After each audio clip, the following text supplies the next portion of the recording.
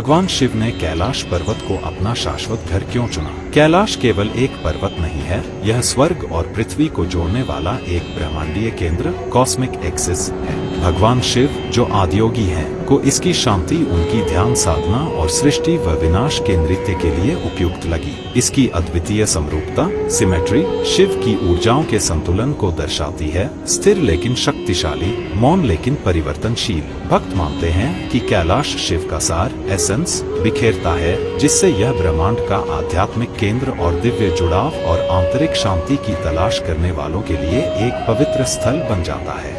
भगवान शिव ने एक भयंकर रूप धारण किया था अहंकार को खत्म करने के लिए। इस रूप को काल भैरव कहा जाता है, जो तब प्रकट हुआ जब ब्रह्मा का अहंकार हद से बढ़ गया। ब्रह्मा को विनम्र बनाने के लिए शिव ने काल भैरव का रूप लिया, जिनकी आंखों में आग थी और रूप भयावह। उन्होंने ब्रह्मा का 5वां सिर काट दिया। लेकिन काल भैरव केवल दंड देने वाले नहीं हैं, वह समय के रक्षक और धर्म के संरक्षक भी हैं। काल भैरव का पूजन अहंकार और अज्ञान को खत्म करने का प्रतीक है और शिव की असीम शक्ति और न्याय को दर्शाता है कि भगवान शिव ने एक बार पांडवों से छिपने के लिए बैल का रूप धारण किया था। महाभारत युद्ध के बाद पांडव अपने पापों का प्रायश्चित करने के लिए भगवान शिव का आशीर्वाद चाहते थे, लेकिन भगवान शिव उनसे मिलने के लिए तैयार नहीं थे। इसलिए उन्होंने बैल का रूप लिया और हिमालय की पहाड़ियों में छिप गए। पांडवों ने उन्हें ढूंढा और भीम ने आखिरकार बैल को पहचान लिया। जब बैल जमीन में समाने की कोशिश कर रहा था, भीम ने उसका कुबड़ पकड़ लिया।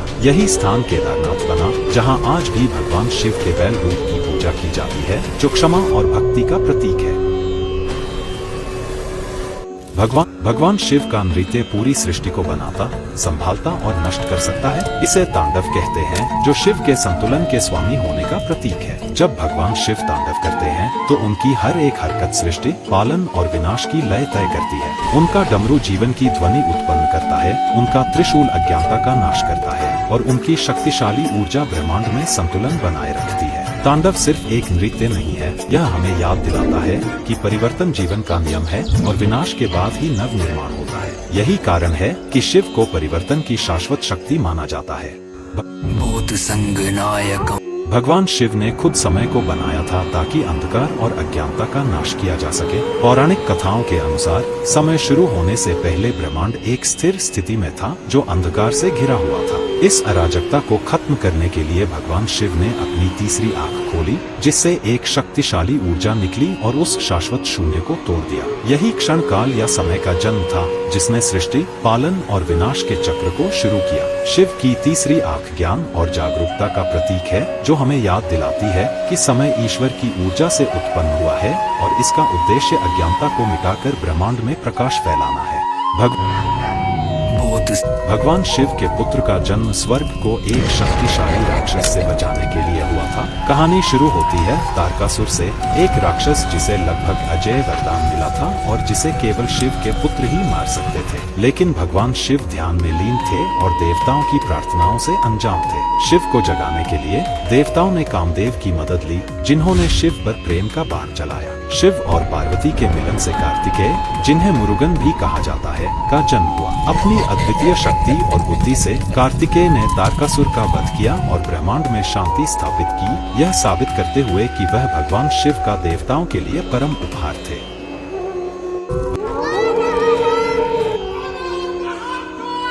भगवान शिव एक ही रूप में पुरुष और स्त्री ऊर्जा के परम प्रतीक हैं। अर्धनारीश्वर की कहानी यह बताती है कि शिव एकता का प्रतीक है, जहां एक हिस्सा उनका खुद का है और दूसरा शक्ति उनकी अर्धांगिनी का। यह रूप यह दिखाने के लिए प्रकट हुआ कि सृष्टि के लिए पुरुष चेतना और स्त्री ऊर्जा दोनों की जरूरत होती है। अर्धनारीश्वर केवल एक प्रतीक नहीं है, बल्कि एक गहरी सच्चाई है। जीवन संतुलन से चलता है, जहां शक्ति और पोषण एक साथ रहते हैं। इस रूप में प्रकट होकर भगवान शिव हमें सिखाते हैं कि विपरीत चीजों के बीच सामंजस्य सृष्टि के लिए जरूरी है। यही रूप परम एकता का प्रतीक है। भगवान शिव ने पूरे ब्रह्मांड को बचाने के लिए जहर पी लिया था। समुद्र मंथन के दौरान जब देवता और असुर समुद्र को मथ रहे थे, तब एक घातक जहर हलाहल निकला, जिसने सृष्टि को नष्ट करने की धमकी दी। इसे संभालना किसी के बस में नहीं था और हर जगह अराजकता फैल गई। तब भगवान शिव आगे आए बिना किसी झिझक के उन्होंने जहर को पी लिया और इसे अपने गले में रोक लिया। इससे उनका गला नीला हो गया और उन्हें नीलकंठ नाम मिला। भगवान शिव का यह निस्वार्थ कार्य उनकी असीम करुणा और जीवन के रक्षक के रूप में उनकी भूमिका को दर्शाता है। बल्कि आत्म साक्षात्कार के 112 तरीकों का एक पूरा मार्गदर्शन थी। शिव ने शरीर, मन और आत्मा के संतुलन का ज्ञान दिया, जिससे ऋषि इस ज्ञान को दुनिया के हर कोने में ले जा सके। इसी तरह योग की शुरुआत हुई, स्वयं ब्रह्मांडीय चेतना के स्रोत से।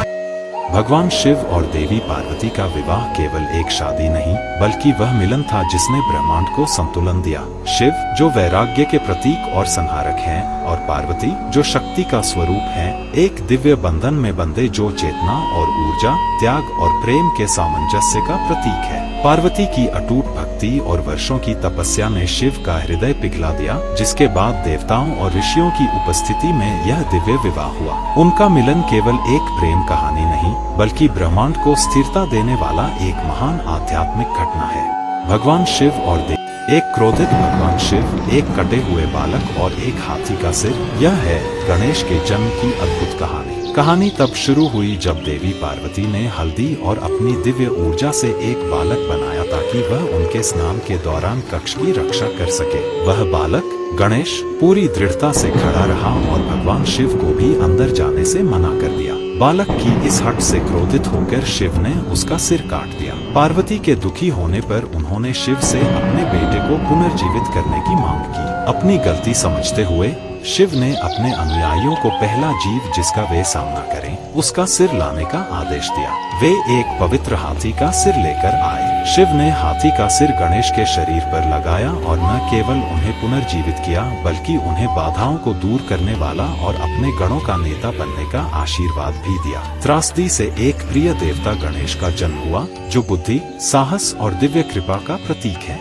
एक भगवान शिव और नंदी, पवित्र बैल, के बीच का संबंध केवल स्वामी और उनके वाहन का नहीं, बल्कि अटूट भक्ति और विश्वास का है। नंदी ऋषि शिलाद के आशीर्वाद से जन्मे थे और भगवान शिव की सेवा के लिए बने थे। शिव से मिलने के बाद नंदी की भक्ति अद्वितीय थी। नंदी की निष्ठा और निस्वार्थता से प्रभावित होकर शिव ने उन्हें कैलाश का द्वारपाल और अपने गणों का नेता बनाया। नंदी केवल शिव के वाहन नहीं है, वे शक्ति, अनुशासन और अटूट भक्ति का प्रतीक है। आज भी हर शिव मंदिर में नंदी प्रवेश द्वार पर बैठे मिलते हैं, अपने भगवान को निहारते हुए। वे हमें सिखाते हैं कि भक्ति का सच्चा अर्थ है प्रेम और ईश्वर के प्रति पूर्ण समर्पण।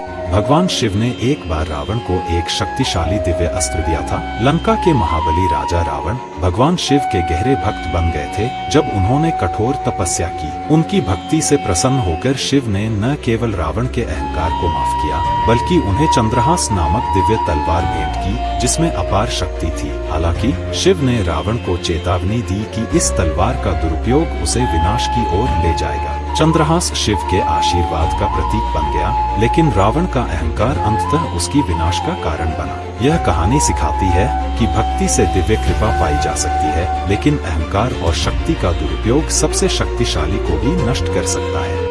कैसे शिव ने एक भक्त की रक्षा की। मार्कंडेय, एक बालक जो गहरी भक्ति से धन्य था, की मृत्यु 16 साल की उम्र में होनी तय थी। जब मृत्यु के देवता यम उनकी आत्मा लेने आए तो बालक शिवलिंग को पकड़कर प्रार्थना करने लगा। उनकी भक्ति से प्रभावित होकर भगवान शिव प्रकट हुए और यम को अपने त्रिशूल से पराजित कर दिया, जिससे मार्कंडेय को अमरत्व का वरदान मिला। भक्ति और दिव्य कृपा की यह शक्तिशाली कथा भगवान शिव को उनके भक्तों के परम रक्षक के रूप में दर्शाती है, जो उन्हें सुरक्षा और अनंत आशीर्वाद देते हैं। मार्कंडेय की कहानी हमें याद दिलाती है कि अडिग भक्ति से मृत्यु को भी हराया जा सकता है। कैसे पवित्र गंगा दुनिया को आशीर्वाद देने से पहले उसे नष्ट कर सकती थी। जब गंगा धरती पर उतरने वाली थी तो उनकी ताकत से जमीन को नष्ट होने का खतरा था। दुनिया को बचाने के लिए भगवान शिव ने अपनी जटाओं में गंगा को रोकने का फैसला किया। जब गंगा शिव के सिर पर गिरी तो उनकी तीव्र ऊर्जा शांत हो गई और वह धीरे धीरे धरती पर उतरी,